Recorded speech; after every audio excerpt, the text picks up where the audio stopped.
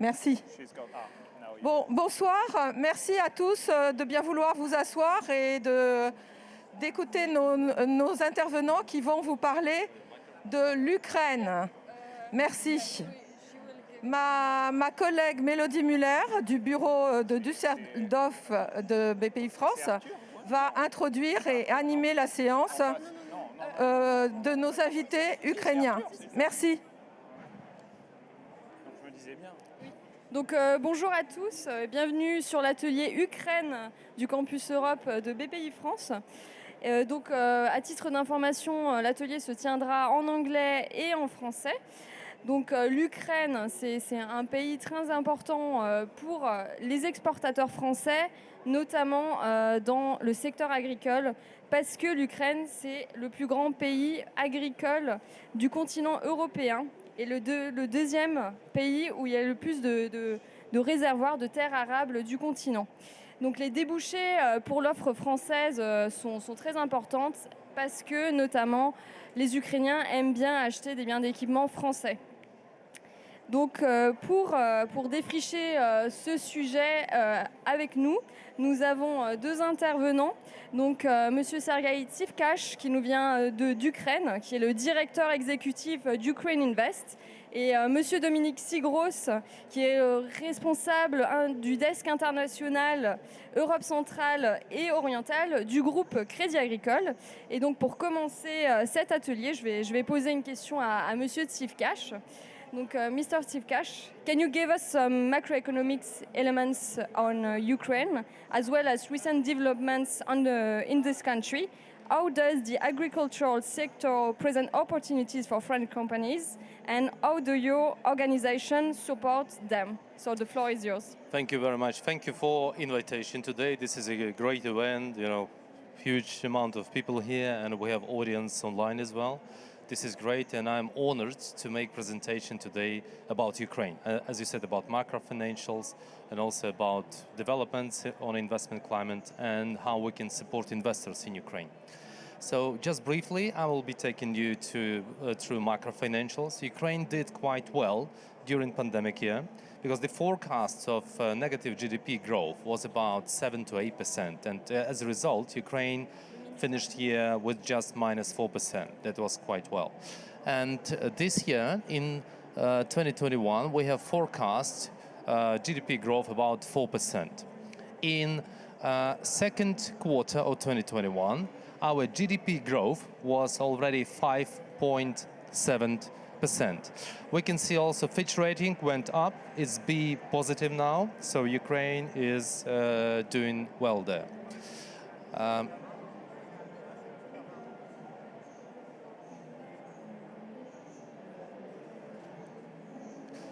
How Ukraine Invest can help? We were authorized by the government of Ukraine to become a responsible institution under the presidential initiative for support of investment projects with significant investments. And we provide organizational, consultative, and other support to companies that want to apply. Companies, they need to invest at least 20 million euros within 5 years, and as a return, they will get up to 30% of support from state. This support can be provided in the form of tax relief, custom duties relief, construction of grids, or any communications or infrastructure that is needed for this project. So in reality, investors can get up to 30% decrease in their capexes when they invest into Ukraine. We have been acting as authority that supports investors under the law since February, and we already have 27 preliminary applications for a total amount of over $2 billion. Agri-processing has a big part of this pipeline, and it's over 300 million. We have deep processing of soya beans, for example, deep processing of corn, and deep processing of other raw materials from agricultural sector. This law is a very good incentive for companies that want to produce value-added produce in Ukraine. So I would like to invite you to ask our colleagues about details of this law. This is very important for development of your business in Ukraine. When we talk about French business in Ukraine, we have over 180 companies from France. They operate in Ukraine and they employ over 30,000 people. So we have strong relations with you. We have strong investment and trade relations. In terms of investment, France is number 8 investor into Ukraine by country, if we calculate by country. And also our trade is developing quite well. We have a lot of potential to increase your imports to Ukraine, like meats and fertilizers, organic fertilizers as well. And also we can work with you to improve our exports to France. So it's a bilateral joint cooperation. Also, I would like to bring your attention to recent developments in regulatory policy in Ukraine, because Ukraine has introduced gradual land reform. Now Ukrainians can purchase agricultural land, and then the market will open for foreign companies as well. We may have referendum on this, but hopefully it will be okay, and I hope that the market will open since 2024, and then your companies will be able to buy land. But Ukraine is doing much more than that. We are now developing sector in terms of irrigation system, for example. This is again a new opportunity for you, because Ukraine needs minimum $4 billion in investments into irrigation system. So this is not only about food processing development, it's also about manufacturing of irrigation systems in Ukraine. We already have strong interest from American partners, from European partners, and French companies have good potential to work with us in this regard as well. When we talk about development of French business in Ukraine, we also need to, the clicker, is it working? Yeah. Yes. When we talk about French companies, for example, in Ukraine, so also we need to mention recent development that is related to industrial parks. In Ukraine, we had more than 50 industrial parks, but unfortunately, till now, we had no fiscal incentives. So on the 7th of September this year, Parliament of Ukraine voted for the law that introduces fiscal incentives for industrial parks. There will be corporate tax relief for 10 years. And the size of industrial parks was decreased to 10 hectares.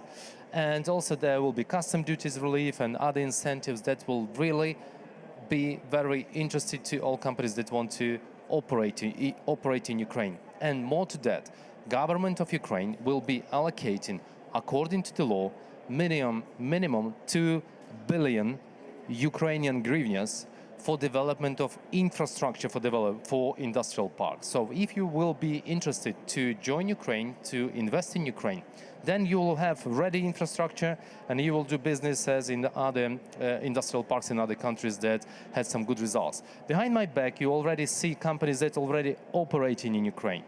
You can see strong French companies like Danone, Lactalis. Also, you can see international companies like Bunge, Syngenta, and Carlsberg, and so on. So Ukraine, as you know, is a very strong agricultural partner. That's why we have to be close allies with France, because our economies in terms of agriculture, they're similar. Obviously, you have more technology. We need that technology.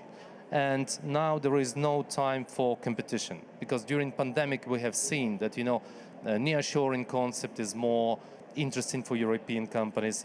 This is about changing of of supply chains and bringing new products to the market. So if we will join our country, our resources with our experience, your experience, joint investment, because under this initiatives that I have mentioned, there is a possibility to create joint ventures as well. And State of Ukraine also providing incentives from Ministry of Agriculture. They are subsidizing agricultural products. There was more than 5 billion hryvnias given during last time. So a lot of projects and plans for cooperation, but we need to move to a pragmatic stage. And therefore, we are now working on the program that is called Make in UA. So this is program that introduces Ukraine from its best side in terms of development of regulatory policy and potential that we have in Ukraine. And also we are working on bilateral analytics. Well, Ukraine with United States, Ukraine with France, Ukraine with Germany, Ukraine with Asian countries. So we invite you to cooperate with us in this regard, and we'll be happy to think how to support your investments in Ukraine. And also we need strong financial support. We need some long-term good money, in order to ensure development of agricultural sector in Ukraine. Just one last word from me, just as a kind of the summarizing how Ukraine can benefit for France and for all international community. Ukraine is a 40 million country, again, similar in size, but we produce food for 150 million people worldwide. And we can go, I think, up to 300 to 400 million easily. So let's do it together. Thank you. Merci beaucoup. Thank you very much. Thank you very much for your intervention.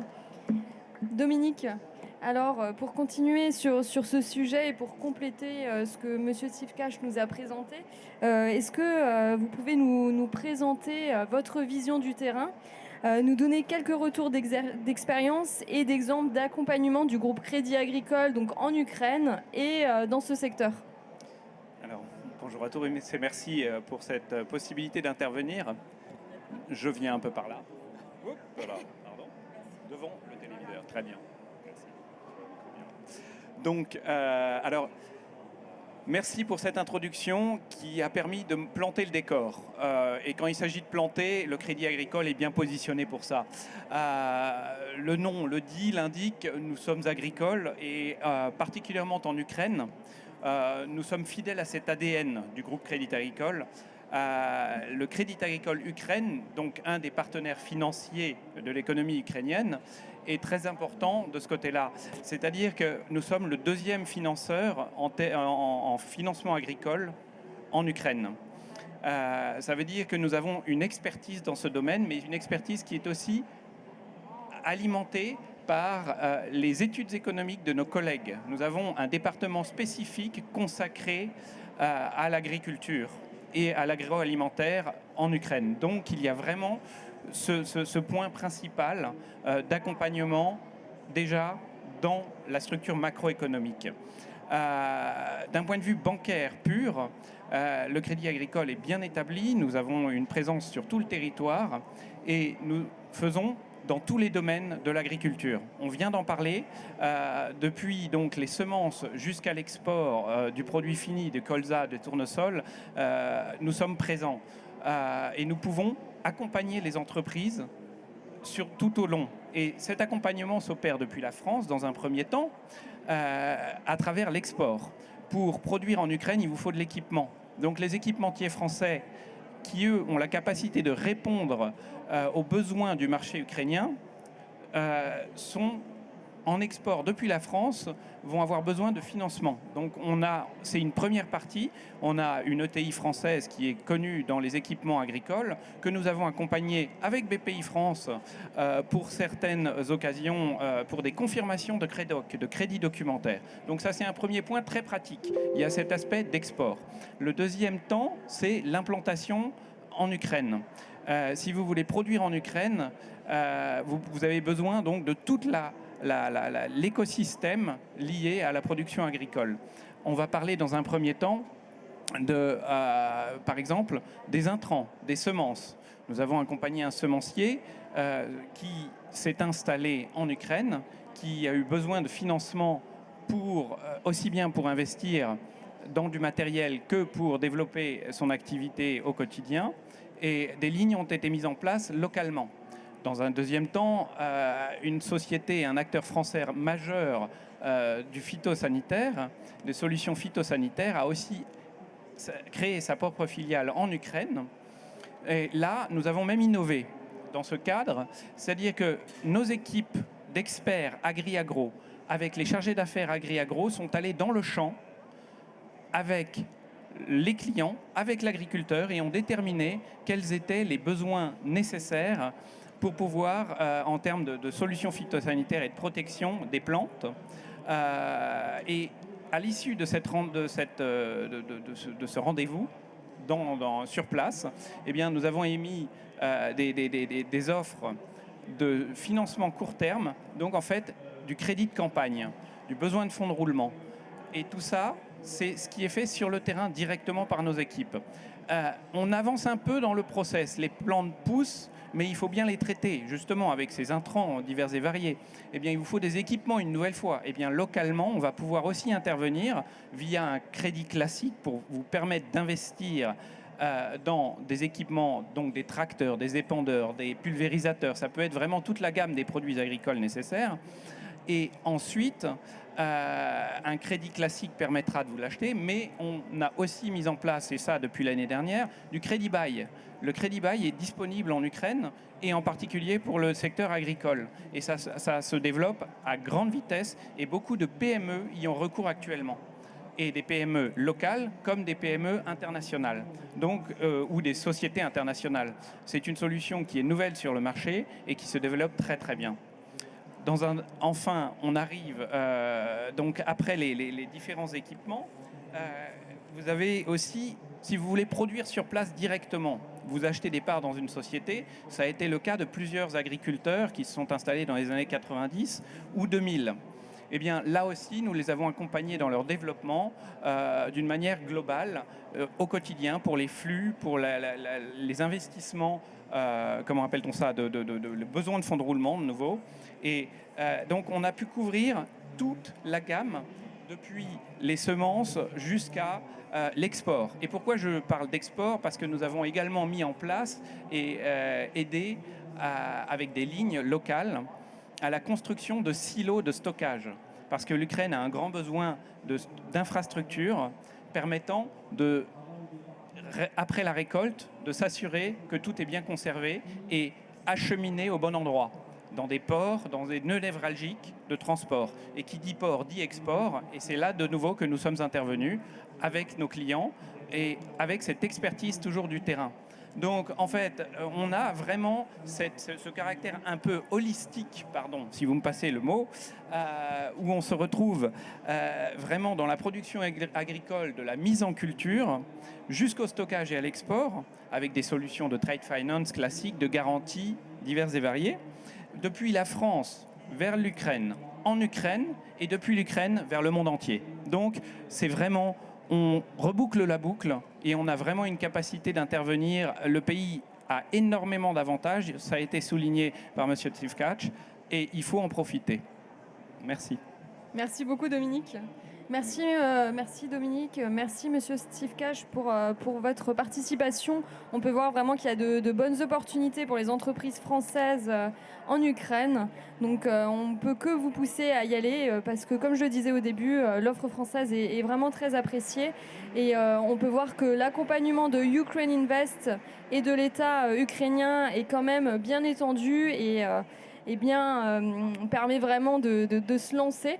Et également l'accompagnement du groupe Crédit Agricole qui est vraiment votre partenaire local pour aller en Ukraine. Alors on va passer aux questions. Est-ce que quelqu'un a une question? Avez-vous des questions dans le public? Florent? C'est moi qui tiens le micro. Bien vu. Merci beaucoup. Une question concernant les plans de relance. Est-ce que l'Ukraine dispose de plans de relance, notamment sur l'agriculture, pour moderniser ses infrastructures, pour les verdir, si j'ose dire? Quel est un petit peu l'environnement à l'heure actuelle? Питання щодо відновлення плану відновлення України, і чи існує такий план, і чи існує в цьому плані якісь теми або моменти пов'язані з екологією і з озелененням сільськогосподарської інфраструктури? Що ви можете про це говорити? This is can I go in English? Yeah, or I can. Yeah, okay. Yeah, sure. It's a very good question. So decarbonization for Ukraine is key. We understand that the Green Deal, European Green Deal, will be, well, it's a go-ahead, obviously, and we need to change the structure of our economy in order to have more kind of decarbonized industry in Ukraine, not only agriculture, but all other manufacturing facilities. So Ukraine has a good plan. The president and prime minister, they well, support this, obviously. This is priority for Ukraine. We are working on development of agri-processing sector, and we need, as I said, more equipment as well. And when we talk about equipment and energy sources, this should be looked at under decarbonization angle. And going to equipment here, you know that in Ukraine, 30% of equipment is imported and 70% is local. Or that was in Ukraine. And this is a very strong opportunity for French companies and for all international companies, because this is what we need. And in Ukraine now, we also have incentives for localization of such production of such machinery. So if there is interest from French companies to produce equipment for Ukrainian companies, then you will get incentives from state of Ukraine as well. The plan for decarbonization is there. As I said, this is on top list of top politicians in Ukraine. Let's do it together as well. If you have any ideas how to support Ukraine, we'll be happy to support you. As Ukrainian West, we're a governmental office that supports and attracts investments into Ukraine. So we are your one-stop shop in Ukraine. If you have an idea, or you have a business project. So we'll be able to guide you through all Ukraine. And Ukraine is different now, because now we have seen decentralization reform that took place. Now regions of Ukraine, they are more eager and they are more interested, you know, to see investors in the region. So it's really a different picture. Now we are going to all regions of Ukraine as well. We can see governors and mayors. You know, before we were trying kind of to push them, you know, you need to bring investors and so on, because they had central budget. Now it's different. Now they need to feed themselves. And now they are more proactive, you know, with us as well, looking for investors. But we need to, again, look at opportunities, look at economic changes and political and geopolitical changes that are happening throughout the world. And we are here in one boat. You were, if I may ask, you were mentioning actually the state support, which are 30% actually, or 70%? I mean, you were mentioning, I mean, the 30% of investment made. Okay. Minimum 20 million euros, yes. Okay, and that would be the kind of incentive to attract all these investors in this case. Yes, but not only that, as I said, also law and industrial parks. So there will be tax relief for up to 10 years. Yeah, and then you don't have to build infrastructure like engineering grids and so on, because state will provide money for that. At least 2 billion hryvnias a year for 5 consecutive years, which is good. So, thank you very much, Mr. Tsivaj. Is there any other question? Yes, Ornella? Hi, I wanted to ask you why French companies and French products are so popular in Ukraine now. So, sorry, can you? So why French products are so popular today in Ukraine, trendy? Why do you consider that? Well, because you do good product. Yeah. Yes. That's an easy answer. So, and but we do good products as well. Many Ukrainian companies, well, even foreign companies, when they do business in Ukraine, they are managed by Ukrainian nationals. If we have foreign nationals, mainly well, maybe a couple of people in top management, yeah. But then we see a lot of Ukrainians. So we are like-minded. We have similar, as I said, economies, and agriculture is our strong, you know, specialization, I would say. Why French products? Good quality, reliability, and just because we are friends as well. I'm sure. Je me permettrai d'ajouter à ce sujet que justement, enfin, dans le sens, la gamme de la production en équipement, de la production française en équipement agricole est extrêmement large et adaptée un peu à toutes les tailles d'exploitation. Il ne faut pas oublier qu'on peut avoir des exploitations qui atteignent plusieurs dizaines de milliers d'hectares. Une exploitation. Donc, il y a besoin d'un peu d'équipement, un peu de matériel. Et donc, à cette occasion, c'est là justement que la France a vraiment une carte à jouer, parce qu'en fait, on peut jouer sur les petites exploitations, mais on peut aussi jouer sur les grandes exploitations. On a quelque chose à offrir, en effet, par l'excellence du matériel et par la bonne renommée, et en même temps, par cette capacité d'adaptation en fonction de la taille des exploitations. Voilà. Merci. Merci beaucoup. Est-ce qu'il y a une autre question dans la salle? Bien. Je pense que... S'il n'y a pas d'autres questions, on va peut-être conclure. Merci, merci. Thank you very much one more time. Merci à vous deux d'être venus et merci pour votre intervention. Mais Mélodie, est-ce que tu pourrais juste aussi rappeler, mais en quelques mots, les dispositifs qui concernent justement les exportateurs français pour aller en Ukraine que nous proposons chez BPI France, mais en quelques mots. Oui, en quelques mots. Donc on est vraiment là pour aider les entreprises françaises à exporter et à s'implanter en Ukraine. Donc ça peut aller de toutes les phases d'un développement d'un projet à l'international. Donc de la prospection à la création d'une filiale. On a plusieurs produits qui sont adaptés à ça, notamment l'assurance prospection. On peut financer votre prospection et elle n'est que remboursable en cas de succès à l'export. On peut aussi vous garantir votre filiale à 50% si vous souhaitez créer une filiale en Ukraine, et également vous octroyer des prêts sans garantie. Donc on a vraiment un continuum assez large pour aider les entreprises françaises à aller à l'international et notamment à aller en Ukraine. Et on peut notamment également financer vos acheteurs ukrainiens. Comme ça, vous présentez votre solution technique et un financement en plus. Donc c'est tout bonus pour vous. Donc n'hésitez pas à nous contacter si vous êtes intéressé. Merci encore. Merci beaucoup. Avec plaisir, merci.